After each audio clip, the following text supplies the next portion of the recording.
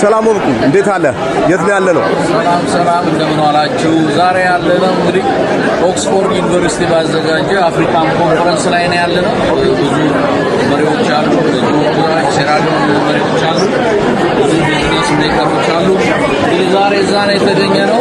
በኋላ ላይ ያው ስብሰባው ላይ እንግዲህ ያው እንደተለመደው ስቶፕ አማራ ጄኖሳይድ እንላለን። ያው አማራ ህዝብ ላይ የሚጨፈጨፈው የሚገደለው በየትኛው በምናገኘው ቦታዎች ሁሉ ስፔሻሊ እንደዚህ አይነት ቦታዎች አፍሪካኖች ያሉበት ቦታ ነውና እዛ ላይ እንግዲህ ድምጻችንን እናሰማለን።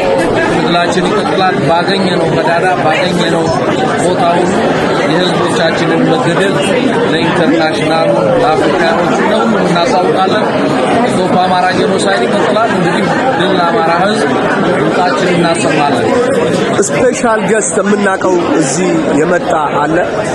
ስፔሻል ገስት ያለው ጆርጅ ሚና አሉ፣ ፕሬዚዳንት ሌላ ደግሞ የሴራሊዮን ፕሬዚዳንት አለ፣ የናይጄሪያን ቢዝነስ ምናምን ፎረም አለ፣ የአፍሪካን ባንክ ሊደር አለና እንግዲህ እነዚህ ሁሉ ባሉበት ነው ብዙ ባለስልጣኖች ነው የመጡት እዛ ቦታ ላይ። እንግዲህ በኋላ ላይ እንደምታውቁት ድምጻችንን እናሰማለን።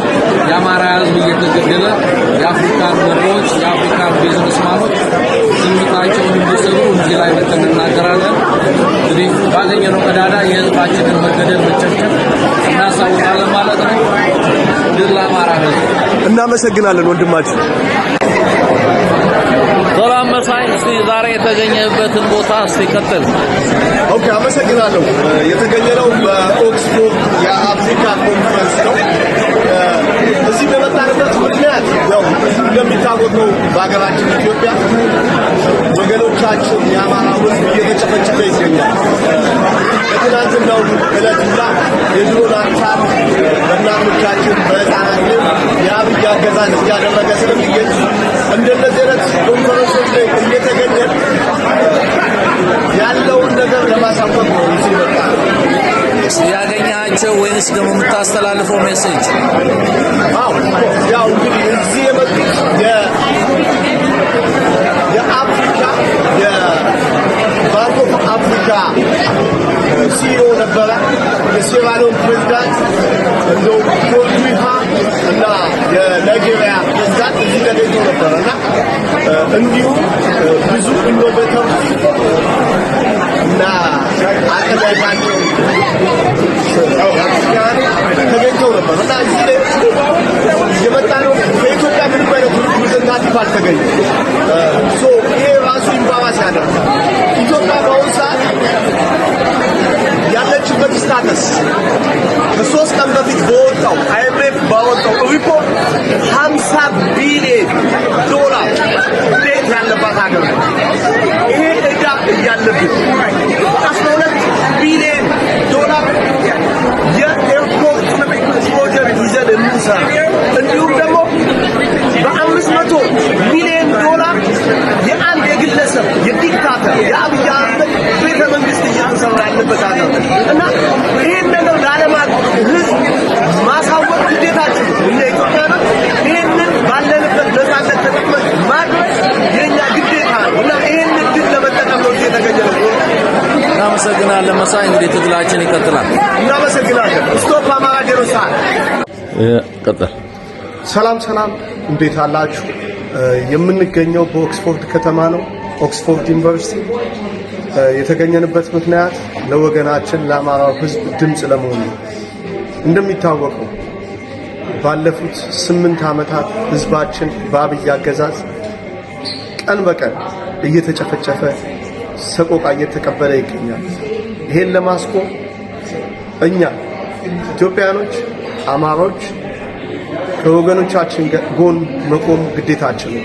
ይሄን ለማሳወቅ በእንደዚህ አይነት ኢቨንቶች ላይ በመገኘት ድምጽ እየሆነን እንገኛለን።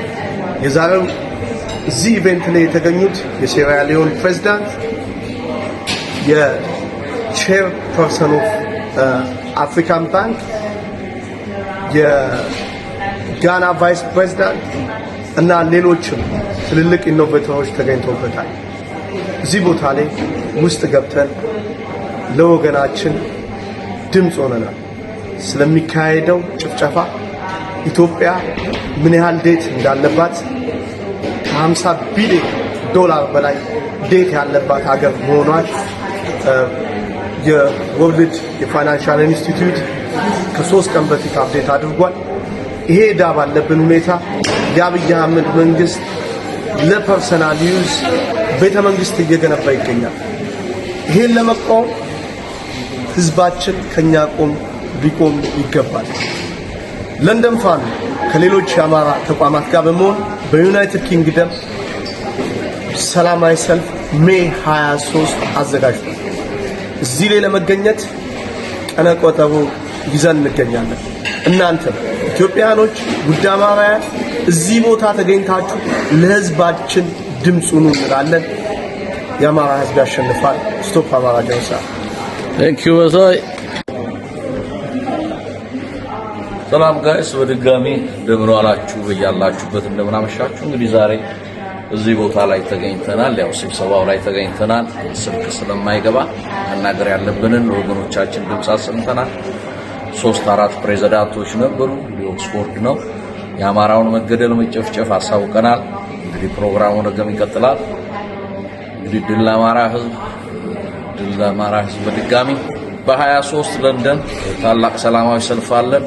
በመላው ዩኬ ያላችሁ ኢትዮጵያኖች፣ አገር ወዳጆች፣ አማራዎች እንዲሁም የተለያያችሁ ብሔሮች መጣችሁ የአብይ አህመድ ከዚህ በኋላ ስልጣኑን ለማስረዘም ህዝብን እየገደለ ህዝብን እየጨፈጨፈ ለሚያካሂደው ምርጫ እሱን ለመቃወም በ23 ታላቅ ሰላማዊ ሰልፍ ተጠርቷል።